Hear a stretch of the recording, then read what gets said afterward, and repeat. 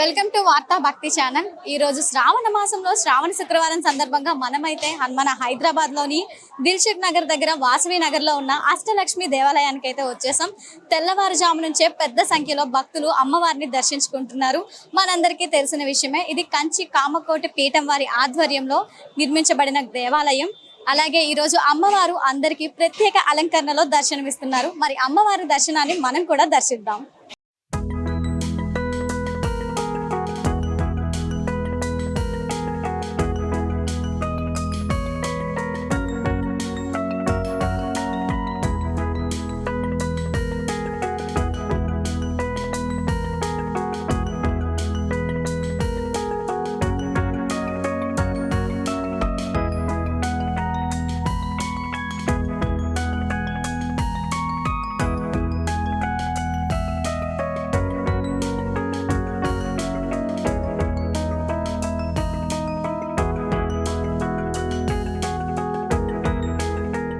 శ్రావణ మాసంని ఎంతో పవిత్రంగా భావిస్తారు. అదే విధంగా శ్రావణ మాసంలో శుక్రవారాలను మరింత పవిత్రంగా భావిస్తూ పూజలను అమ్మవారికి సమర్పిస్తూ ఉంటారు. మరి ఈ శ్రావణ మాసంలో శ్రావణ శుక్రవారాలు అమ్మవారికి అంత ప్రత్యేకత ఎందుకు, ఈ శ్రావణ మాసానికి ఉన్న ప్రత్యేకత ఏంటి అనేది మనం అయ్యవారి మాటల్లోనే తెలుసుకుందాం. నమస్తే అండి. ఈ శ్రావణ మాసంలో శుక్రవారాలకి ఎందుకు అంత ప్రాధాన్యత ఉంది? మనకు మన యొక్క వైదిక జీవన విధానంలో ప్రతి రోజుకు ఒక్కొక్క రకమైనటువంటి విశిష్టత ఉంటుంది. ఉదాహరణకు ఆదివారం అంటే మనం భానువాసరం అని సంస్కృతం పిలుస్తాం. ఈ భానువాసరానికి అధిదేవత ఎవరు? సూర్యుడు. సూర్యుడికి సంబంధించినటువంటి రోజు అది. ఆ రోజున ఫలానా ఉపాసన అని, ఫలానా ప్రత్యేకమైన పద్ధతిలో భగవంతుడి ఆరాధన అని చేస్తారు. మనకి ఇంకా ప్రసిద్ధి సోమవారం అనగానే మనకు శివుడు జ్ఞాపకం వస్తాడు. కాబట్టి ఈ సోమవాసరానికి ఆ ప్రత్యేకత ఉంది. నిజానికి ఇక్కడ సోముడు అంటే చంద్రుడు అని అర్థం. ఇంకా మనకు మంగళవారము, బుధవారము ఆయా వారాలకు ఆయా గ్రహాలు అధిపతిగా ఉంటాయి. ఆ గ్రహాల యొక్క కదలికను బట్టి వారాలు అనేవి మనకు మారుతూ ఉంటాయి. ఇక్కడ మనం శుక్రవారము అనగానే మనకు శుక్ర గ్రహానికి మనకు ప్రతీకగా వస్తుంది. అయితే లక్ష్మీదేవి యొక్క అనుగ్రహం పరిపూర్ణంగా లభింపజేసేటువంటి రోజు ఈ శుక్రవారం.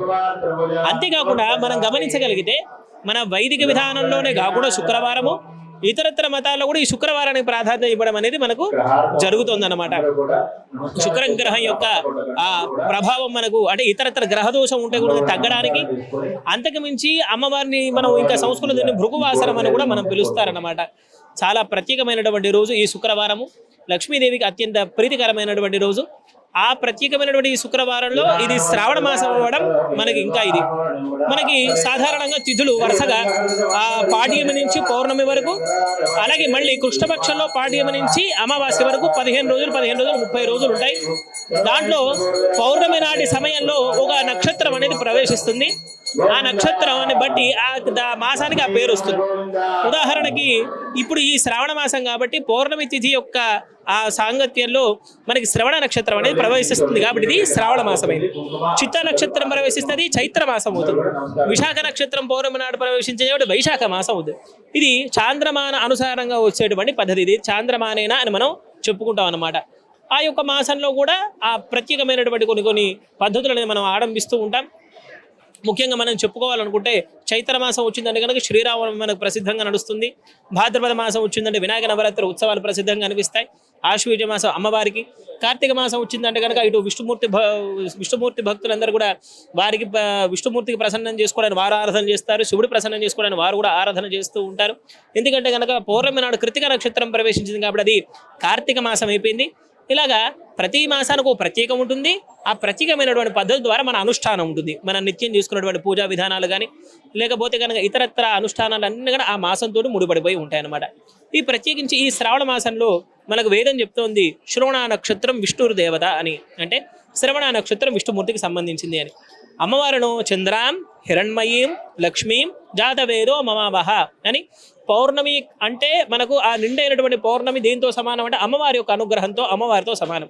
అటువంటి అమ్మవారి యొక్క కలయిక విష్ణుమూర్తికి సంబంధించినటువంటి శ్రవణ నక్షత్ర కలయిక చేత ఈ శ్రావణ మాసానికి అత్యంత పవిత్రత ఏర్పడి ఇది లక్ష్మీనారాయణ మాసంగా ప్రసిద్ధి చెందిందన్నమాట. అందుకని అష్టలక్ష్ములు కొలువైనటువంటి మన దేవాలయంలో ఎంతో గొప్పగా మనం ఈ వ్రతాన్ని మనం ఈ యొక్క శ్రావణ మాస వ్రతాన్ని మనం ఆచరించుకుంటున్నాం. అంటే ఈ శ్రావణ మాసంలో శుక్రవారాల్లో అమ్మవారికి ప్రత్యేకించి ఈ విధంగా పూజ చేస్తే అనుగ్రహం లభిస్తుంది అని ఏమైనా పూజా విధానాలు ఉంటాయా? మనం లక్ష్మీ కటాక్షం కలగడానికి అనేక రకాలైనటువంటి పూజా విధానాలు మనకు చెప్పబడ్డాయి. మా పాంచరాత్రాగమ పద్ధతి సంహితల్లో అనుకోండి, పురాణాల్లో ఉండేటువంటి పద్ధతులు అనుకోండి, ఎక్కువగా మనం ఇళ్ళలో ఆచరించేటువంటి కూడా పురాణ పద్ధతులు ఉండేటువంటి ఆరాధన అన్ని కూడా మనం ఆచరిస్తూ ఉంటాం. ముఖ్యంగా మనం ప్రత్యేకించి మనం చెప్పేది ఏంటంటే కనుక షోడశోపచార పూజ అని చెప్తాం. అమ్మవారికి 16 రకాలైనటువంటి ఉపచారాలు మనం సమర్పించాలి. ఏ దేవతకైనా 16 రకాల ఉపచారాలు అనేది మనకు ప్రసిద్ధి. ఆవాహన దగ్గర నుంచి ప్రారంభిస్తే ఆవాహన అని, సింహాసనము అని, అర్ఘ్యము, పాద్యము, ఆచమనీయము, స్నానము, ప్లోత వస్త్రం, వస్త్రయుగ్మం, ఊర్ధపుండ్రం, యజ్ఞోపవీతము, గంధము, పుష్పము, ధూపము, దీపము, నైవేద్యము, తాంబూలము, నీరాజనము, మంత్రపుష్పము, తర్వాత సాష్టాంగ నమస్కారాదులు, ఇలా మొత్తం చూసుకుంటే మనకు 16 రకాలైన ఉపచారాలు మనకు ప్రసిద్ధిగా మనకు కనబడుతూ ఉన్నాయన్నమాట. అందుకని అమ్మవారికి ఈ శ్రావణ మాసంలో చేసుకున్నటువంటి ఆరాధన పద్ధతి అంతా కూడా షోడశోపచార పూజ ఒకవైపు అయితే, మరొక వైపు దానికన్నా పూర్వంగా కలశారాధన చేసుకుని శుద్ధి కార్యక్రమం చేస్తాం.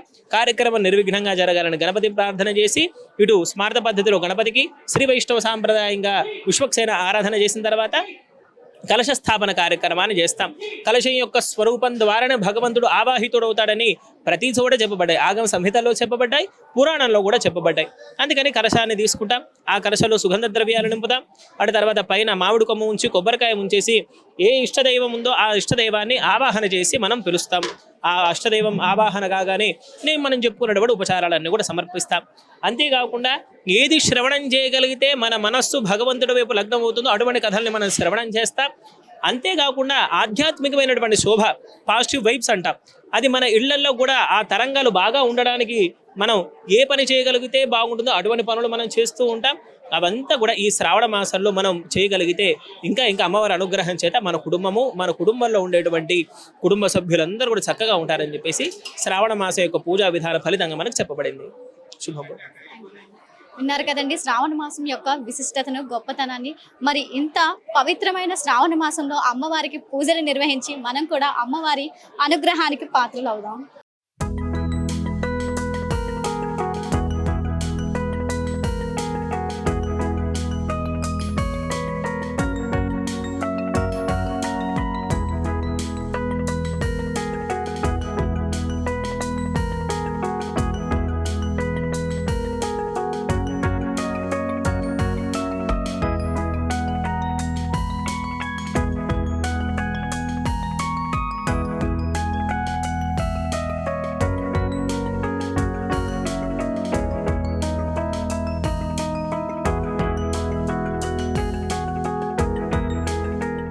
మరి ఈ శ్రావణ శుక్రవారం ఎలా వైభవంగా జరుపుకుంటున్నారు మన స్త్రీలు అనేది మనం భక్తుల మాటల్లోనే తెలుసుకుందాం. నమస్తే అండి.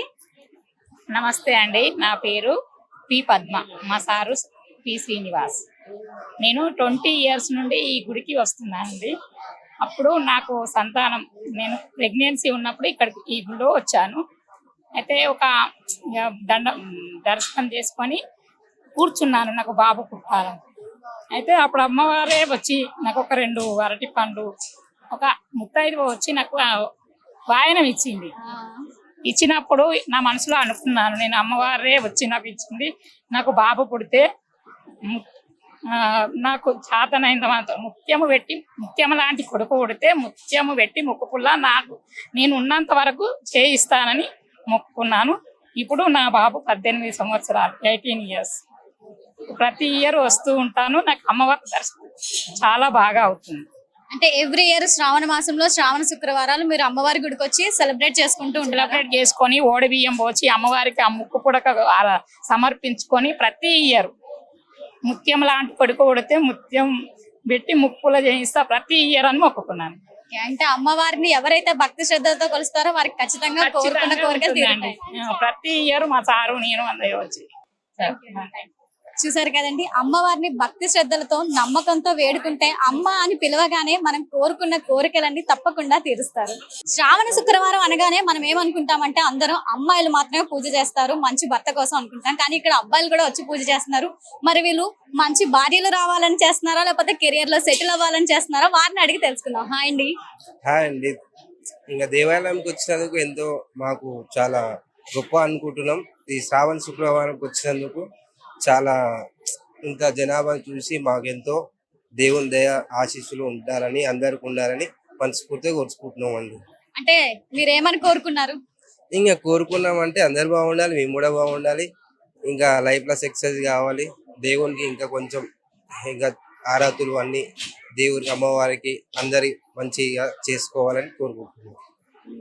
అంటే మంచి భార్య రావాలని కోరుకోవటం లేదా? ఫ్యూచర్ లో ఇంకా అది తర్వాత, ఇప్పుడు అమ్మవారు అడుగుతుంది కాబట్టి అమ్మవారి గురించి చెప్తున్నాం. అలాగండి. Okay, thank you so much. అబ్బాయిలు కూడా భక్తి శ్రద్ధలతో టెంపుల్ కి వచ్చి దండం పెట్టుకొని ఫ్యూచర్ సెటిల్ అవ్వాలని చెప్పి, అలాగే మంచి భార్యలు కూడా రావాలని చెప్పేసి మొక్కుకుంటూ ఉన్నారు. అమ్మాయిలు రావడం అయితే కామనే, కానీ అబ్బాయిలు కూడా భక్తి అనేది ఇలా ప్రదర్శించడం అనేది చూస్తుంటే చాలా ఆనందంగా ఉంది.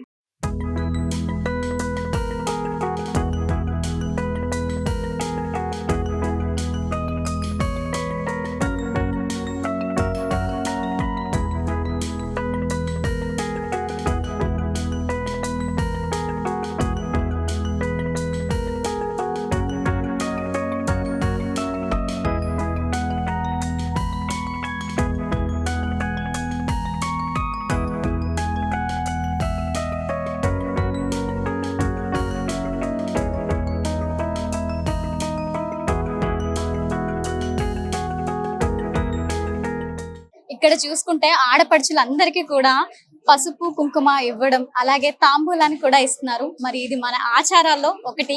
మరి ఈ రోజే దీన్ని ఇవ్వడానికి గల కారణం ఏంటో మనం తెలుసుకుందాం. నమస్తే అండి. నమస్తే అండి. అంటే ఈ పసుపు కుంకుమ అనేది మనం ఎప్పుడైనా ఇవ్వచ్చు, ఈ తాంబూలం అవన్నీ, కానీ ఈ రోజు అష్టలక్ష్మి దేవాలయంలో ఇవ్వడానికి గల ప్రధాన కారణం ఏంటి? ఏంటి అంటే ఈరోజు వరలక్ష్మి వ్రతం. పెళ్ళైన వాళ్ళకైనా కాని వాళ్ళకైనా ఈరోజు ఇస్తే మంచి జరుగుతుంది అనే ఒక నమ్మకం. అందులో అష్టలక్ష్మి ఈ దేవాలయం చాలా ఫేమస్. సో అందరు ఇక్కడికి వచ్చి ఇవ్వాలనుకోవడం, తీసుకోవడం అయినా అది చాలా హ్యాపీగా ఫీల్ అవుతాము. అంటే ఇవ్వడం అని కాదు, మనం ఎదుటి వాళ్ళ చేతిలో తీసుకోవడం అనేది కూడా, అది కూడా ఎంతో పుణ్యం చేసుకొని ఉండాలి. సో ఇది నా ఫీలింగ్. అష్టలక్ష్మి టెంపుల్ ని చాలా బిలీవ్ చేస్తాను. ప్రతి సంవత్సరం నేను వస్తూ ఉంటాను. సంవత్సరానికి ఒకసారైనా ఈ అమ్మవారిని దర్శనం చేసుకుంటాను. మరి మీరు వచ్చే ఎవ్రీ ఇయర్ కూడా ఇలానే పసుపు కుంకాలు అందరికి ఇస్తూ ఉంటారు? అందరికి ఇస్తూ ఉంటానంటే తీసుకుంటారు, ఇస్తూ ఉంటారు. ఓకే, అంటే ఇది కూడా మన సాంప్రదాయంలో ఒక భాగం. మాత్రం చూసారు కదండి, పసుపు కుంకాలను ఇస్తూ మనం ఈ పూజను ఎంతో గౌరవిస్తూ చేసుకుంటున్నాం. అలాగే ఇది మన రిచువల్ లో ఒకటండి. ఆడవారిని గౌరవిస్తూ మనం తాంబూలం ఇచ్చే సాంప్రదాయం మన హిందూ ఆచారంలో ఎప్పటి నుంచో ఉంది.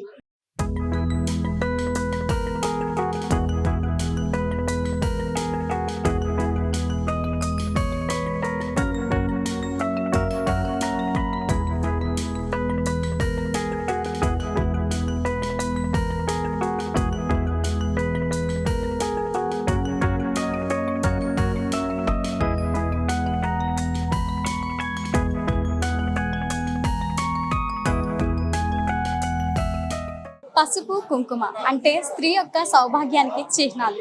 హిందూ సాంప్రదాయంలో స్త్రీ యొక్క ముత్తైదుతనానికి చిహ్నాలైన ఈ పసుపు కుంకుమ తాంబూలాన్ని మన ఆడపడుచులు ఒకరికి ఒకరు ఇచ్చుకుంటూ ఎంతో చక్కగా ఈ శ్రావణ మాస వేడుకలను జరుపుకుంటున్నారు.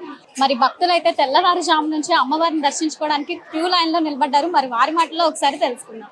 నమస్తే అమ్మ. శ్రావణ శుక్రవారం సందర్భంగా ఈ అష్టలక్ష్మి ఆలయానికి అయితే వచ్చారు. ఎంతసేపటి నుంచి లైన్ లో నిలబడ్డారు? మేము ఒక హాఫ్ అన్ అవర్ నుండి ఉండాలి. హాఫ్ అన్ అవర్ నిలబడ్డారా? మరి ఈ రోజు ఈ వేడుకలన్నీ ఎలా అనిపిస్తున్నాయి మీకు? చాలా బాగున్నాయి. చాలా బాగున్నాయి. అంటే టెంపుల్ కి ఈ రోజు రావడం ఎలా ఉంది? సంతోషంగా ఉంది. సంతోషంగా ఉందా? అంటే మీరు ఆలయంలోని కుంకుమ పూజలు అవన్నీ జరిపించుకుంటున్నారా? లేదమ్మా, దర్శనానికే వచ్చాము. దర్శనానికే వచ్చారా? ఎవ్రీ ఇయర్ వస్తూ ఉంటారా? వస్తాం. కోరుకున్న కోరికలన్నీ తీరుతూ ఉంటాయి అమ్మవారి దగ్గర? ఉంటాయి.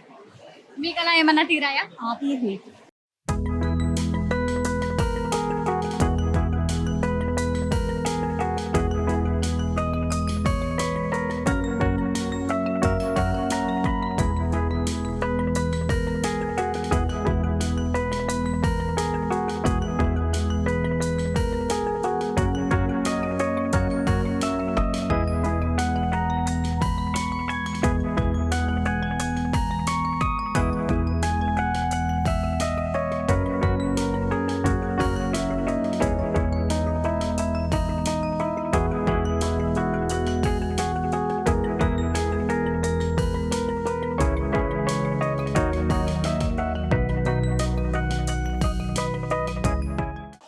పరిసరాలు భక్తుల రద్దీతో సందడిగా మారాయి.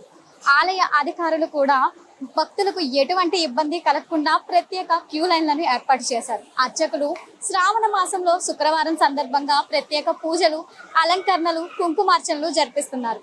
ఈ ప్రత్యేక పూజలతో ఆలయంలో ఆధ్యాత్మిక శోభ సంతరించుకుంది.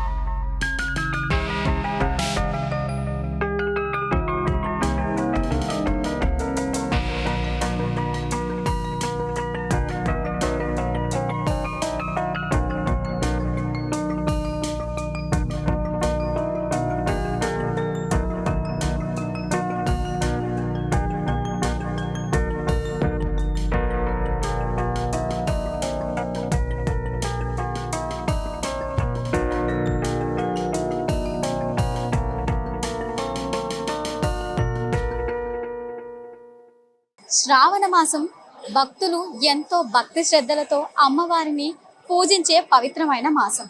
శ్రావణ మాసాల్లో శుక్రవారానికి ఎంతో ప్రత్యేకత ఉంది. శుక్లపక్షానికి ముందు పౌర్ణమికి ముందుగా వచ్చే శుక్రవారం వరలక్ష్మి వ్రతం జరుపుకోవడం ద్వారా ఈ వారానికి మరింత ప్రత్యేకత సంతరించుకుంది. హిందూ సాంప్రదాయంలో ఎంతో పవిత్రంగా భావించే శ్రావణ శుక్రవారాలు మహిళలు, భక్తులు ఎంతో భక్తి శ్రద్ధలతో పూజలు నిర్వహిస్తున్నారు. ఈ శ్రావణ శుక్రవారం రోజున పూజలు నిర్వహించడం ద్వారా కుటుంబంలో సుఖ సంతోషాలు, అష్టైశ్వర్యాలు కలుగుతాయని భక్తుల ప్రగాఢ విశ్వాసం. మరి అష్టలక్ష్మి అమ్మవారి ఆలయంలో ఈ శ్రావణ శుక్రవారం సందర్భంగా భక్తులు పసుపు, కుంకుమ, పూలు అర్పించి ప్రత్యేక పూజల్లో పాల్గొంటున్నారు.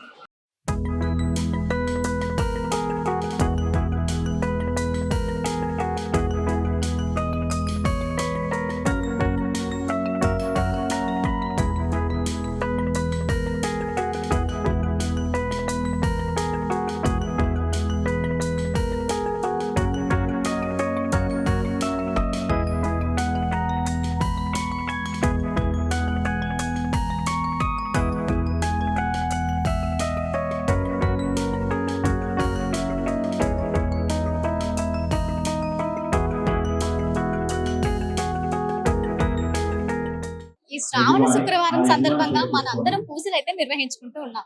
మరి ఈ శ్రావణ శుక్రవారం ఈ పూజలు నిర్వహించుకోవడానికి గల ప్రత్యేక కారణం ఏమిటో మనతో అమ్మ ఉన్నారు. ఆవిడ మాటల్లో మనం తెలుసుకుందాం. నమస్తే అమ్మ. నమస్తే అమ్మ. అందరూ ఈ శ్రావణ శుక్రవారం రోజున పూజలు అయితే జరుపుకుంటారు. అసలు ఎందుకు ఈ శ్రావణ శుక్రవారాలకి అంత ప్రాముఖ్యత వచ్చింది?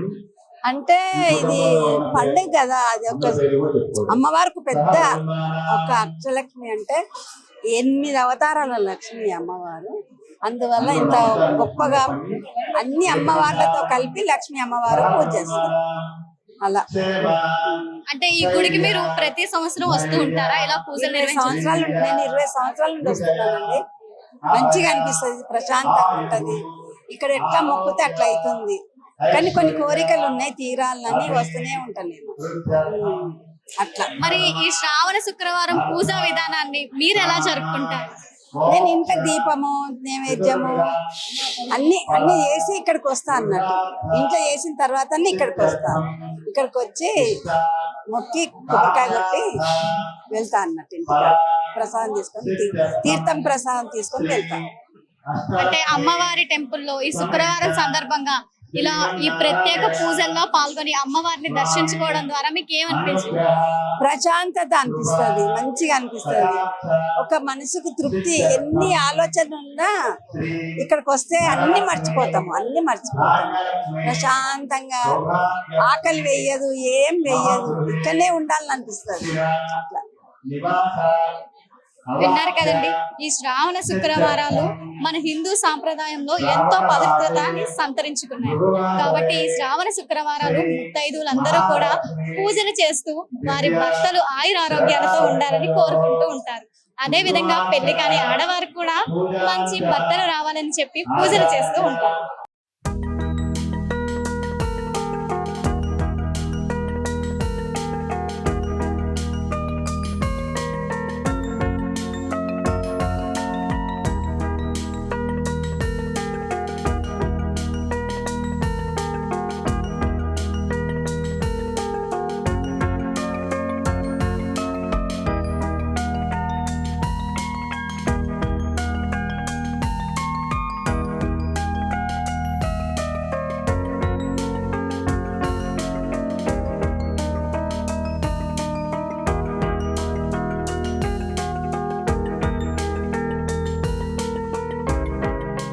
అష్టలక్ష్మి అమ్మవారి దేవాలయం ఎదురుగానే మనకి యాగశాల కూడా ఉంది. మరి ఈ యాగశాలలో ఎటువంటి కార్యక్రమాలు జరుగుతాయని మనం ఇక్కడున్న పంతులు గారి మాటల్లోనే విందాం. నమస్తే అండి. జై శ్రీమన్నారాయణ. ఈ యాగశాలలో జరిగే కార్యక్రమాలు ఆకారత్రయ సంపన్నాం అరవింద నివాసినిం అశేష జగదీశత్వం వందే వరద వల్లభం.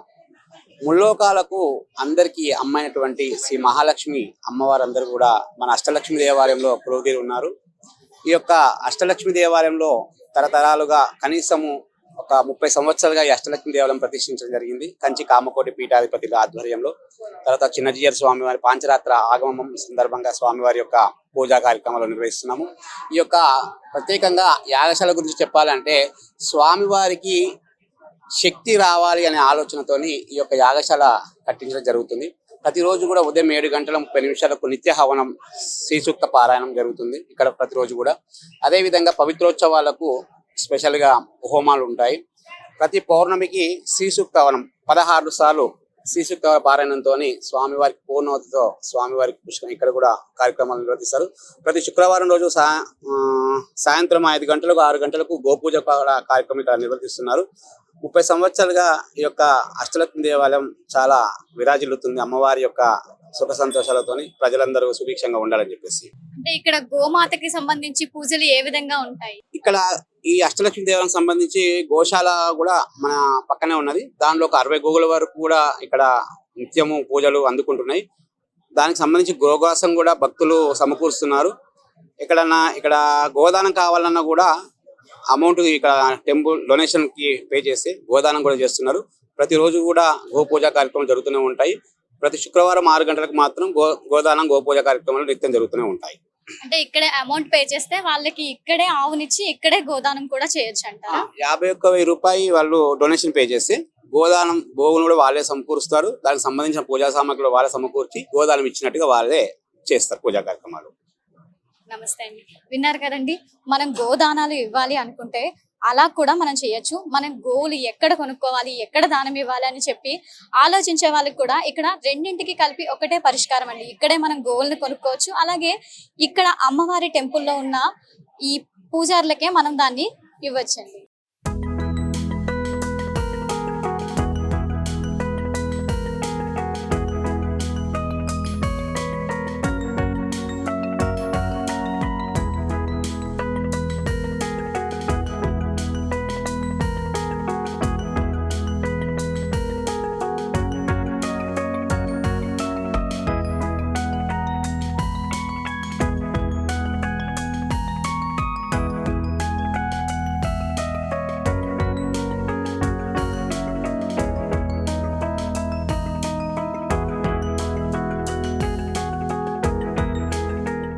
విద్య, విజయం, సంపద ఇలా 8 రకాలుగా మన జీవితాల్లో అమ్మవారి యొక్క అనుగ్రహం సదా వర్ధిల్లాలని కోరుకుంటూ ప్రేక్షకులందరికీ వార్తా ఛానల్ తరపున శ్రావణ శుక్రవారం వరలక్ష్మి వ్రతం శుభాకాంక్షలు.